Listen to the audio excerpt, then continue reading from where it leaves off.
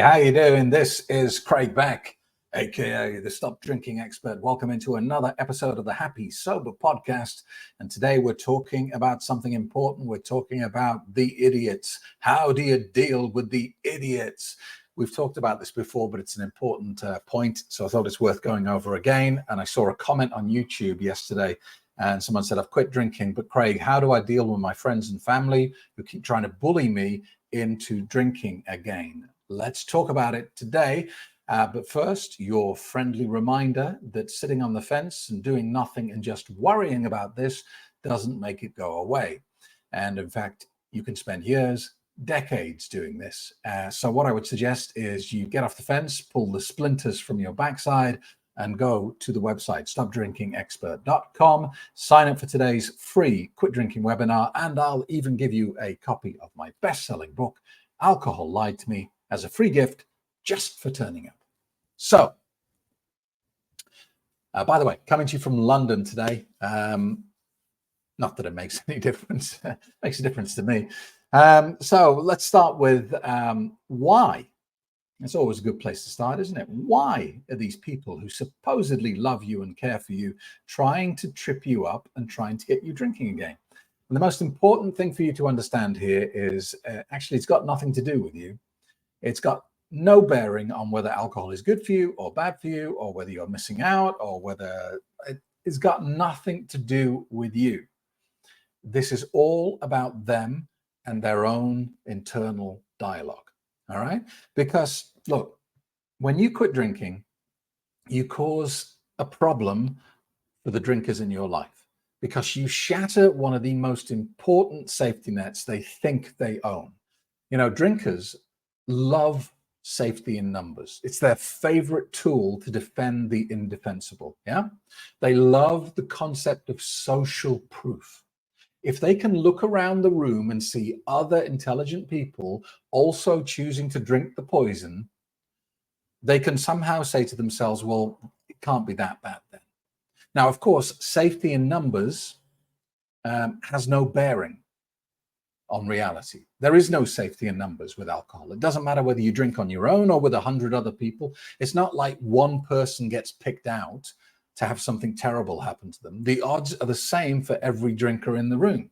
All right. It's like roulette. You know, a lot of people will say, well, I'm going to bet on black because it's been red 5 times in a row. It's got to be black next time.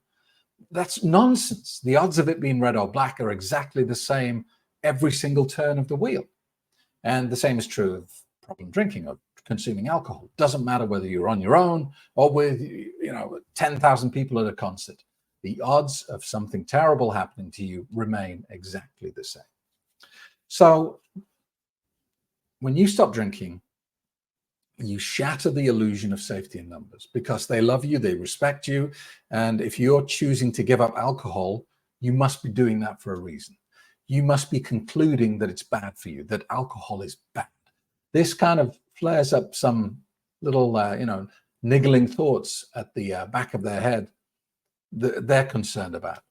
And you cause them psychological pain. Now, they don't label it as that. They don't go, oh, bloody hell, Linda's caused me psychological pain. They just don't, they feel uncomfortable. They don't even know why.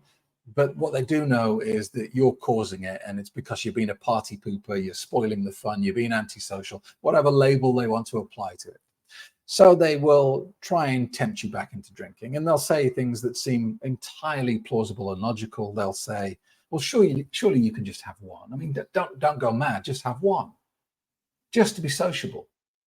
And they'll say things like that, here, just give, don't be so hard on yourself. You've had a hard day. Have a glass of champagne with us. They'll say something innocent like that until they've had a few drinks themselves. And then heads up, you may be shocked, you may be surprised at how insidious and vicious they get with their comments. It will change from light-hearted banter to genuinely nasty stuff. That can happen from people who love you. I remember being at a Christmas party one year. I was working at a radio station in Yorkshire in England, and we had a Christmas party, and this lady who worked for the company, who had quite a bad drink problem, she was staring daggers at me, staring with evil eyes at me all night. And after she'd had about I don't know, 2 bottles of wine, she finally came over to me and she sat down next to me and she said, "You're spoiling this party for everyone." I said, "What are you talking about?" She said, "You're ruining this party." I said, "How am I ruining it?" She said, "Because you won't drink with us. You're making us all feel bad. You're destroying this party. I don't know why you even bothered coming." And I just laughed, but the nastiness of it was so surprising.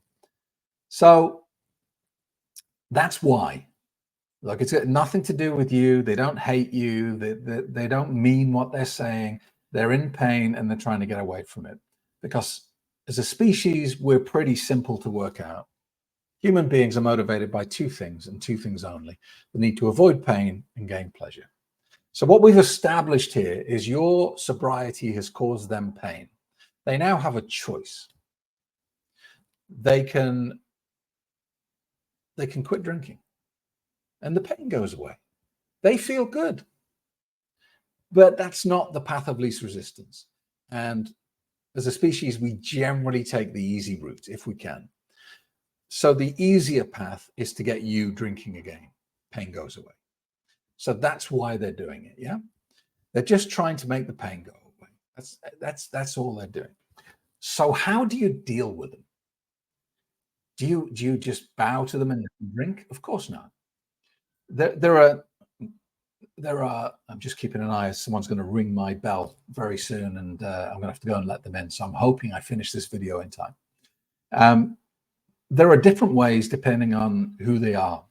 You will deal with your drinking buddies who you used to hang around with on a Friday night playing pool and drinking differently than your mother, your father, your brother, your sister, and so on. All right. So first of all, let's start with the drinking buddies, because these are the people who are going to give you some real hardcore pressure. They're going to tell you you've changed, you're no fun anymore, you're a spoil sport, you're a party pooper. They're going to really twist your arm. The way you deal with them is with confidence and a complete lack of shame. There's nothing to be ashamed of in what you've done. Quitting drinking is not a shameful act. It's a powerfully positive one. So be proud of what you've done, right? It's just that there's this whole stigma around alcohol, and all of it is nonsense, right? You know, if you decided to go vegan, I'm pretty sure you couldn't be persuaded out of it by people saying, "Oh, you're ruining the party, have a sausage." Because you will have made a powerfully important decision. You won't have done it overnight on a whim. You'll have thought about it for a long time. You'll have gone through significant struggle and pain, and you'll have made this decision.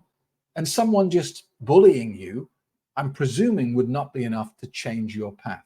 And the same is true of going sober. This is your decision, and you're doing it for you, not anybody else. All right. So you deal with it as if it was any other big life change, you know? So if someone comes up to you and says, "Oh, have a drink, you're ruining this party," you just say, "No, I don't want one." You don't need to give a reason. You don't need to defend what you're doing, because what you're doing is logical and sensible. It's the people who are drinking poison who should be defending their actions. So what we tend to do in the Western world about this is we're too nice about it. You know, people say, "Oh, go on, have a drink." "Oh, no, no, no, no, no. I'm just taking a bit of a break." "Oh, I'll have one in a minute." Or, "Oh, I'm on some tablets from the doctor and I can't drink, but I'll be back at it soon. Don't worry." We're too apologetic and we're too nice about it. We feel like we have to justify our decision, and you don't. "Oh, go on, have a drink, you misery." No, that's the end of the conversation. "No, I don't want one." And if they keep pushing, then you just raise your, you raise your level. "No, I don't want one. Don't ask me again, or we're going to have a problem." Now, of course, yes, they're going to be, "Oh, what's wrong with you?" Ooh. But you'll only do that once, and it's over. And don't feel bad about that. If you'd just quit smoking and you'd gone out with your friends and they're all trying to get you to smoke again, wouldn't you be absolutely bloody furious? Wouldn't you be like, "You absolute scumbag. How dare you do that? You know what I've been through. How dare you try and get me smoking again? Do not ask me again." You'd be furious, and you'd be quite right to be. So don't feel that you can't be about alcohol, all right? So just be confident, be strict, and don't feel the need to defend yourself. Don't make up silly reasons or lies or excuses. Don't say you're on a health kick or, you're on antibiotics, because those excuses are going to run out. The absolute best thing you can say, in my nearly 14 years of doing this, the best thing you can say to someone who asks you why you're not drinking is this: I don't like the way it makes me feel. That's the best answer. I don't like the way it makes me feel. Because if you think about it, there's no comeback to that line. They can't go, well, can't you just have one? Well, why would I have one of something that makes me feel bad? That doesn't make any sense at all. Can't you just have a few to be sociable? What, I have to feel bad so other people can feel sociable? No. So that's the best line you can use. Now, it's different with close friends and family and your partner, your husband or your wife. All right. It's an honest conversation, because you need to steal back power here. All right. They're going to arm wrestle you a little bit and say, oh, come on, just have a glass of wine, like we always used to, blah, blah, blah. It's Christmas, have a glass of champagne, that sort of thing. So, they have tradition, they have history, they have, case history on their side. So you just need to arm wrestle a bit of power back here. So instead of being, all stroppy about it, you just have an honest conversation. You sit down with your mum and you say, Mum, look, I need to tell you something. Alcohol's been making me really miserable. I mean, really, really miserable. It's just been, depressing me so much. It's been ruining my life. And so for that reason, I've decided to give it up. I'm not taking a break. I've given it up completely, but I really need you to help me stick at it. Will you do that for me? And you want to hear them say the word. You don't want them to go, oh yeah, and walk off. You want them to say, yes, I will help you. And then you tell them exactly how they can help you. You say, Mum, when I come around to your house for Christmas, don't offer me a glass of champagne, all right? Don't assume if I haven't got a glass of champagne, I'm having a bad time. Can you give me orange juice? Can you do that? And again, you want them actively involved in the conversation. So if it's with your husband or your wife, you might sit them down and have the same conversation. Look, this has been making me really miserable. I feel terrible. I want this out of my life. Will you help me? And you're going to push here for an alcohol-free home. That's your goal, because that just makes your life so much easier. Imagine if you'd just given up heroin, but the house was still full of heroin because your partner did it. Wouldn't that make it really difficult? Well, it's the same with alcohol, even as though you've got it straight in your head because you've done the course, you're now 100% certain that you don't want alcohol in your life. There's still that weak moment. That's still that stressful day when you hark back to, the days when you would have poured a glass of wine. So it's much easier to live in a house without alcohol. So you're going to ask your partner, can we have an alcohol-free home? I'm not asking you to quit drinking. Drink as much as you want, but just not in the house. Now, in my experience, 50% of partners will say, yeah, I hear you.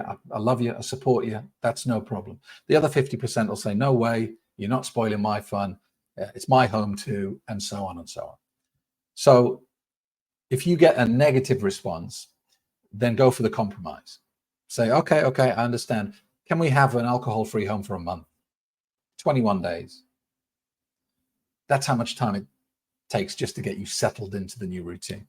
And again, it's 50-50 here. 50% will say, yeah, okay, well, I'm not happy about it, but yeah, I'll go for it to support you. And the other 50% will say, no way, how dare you?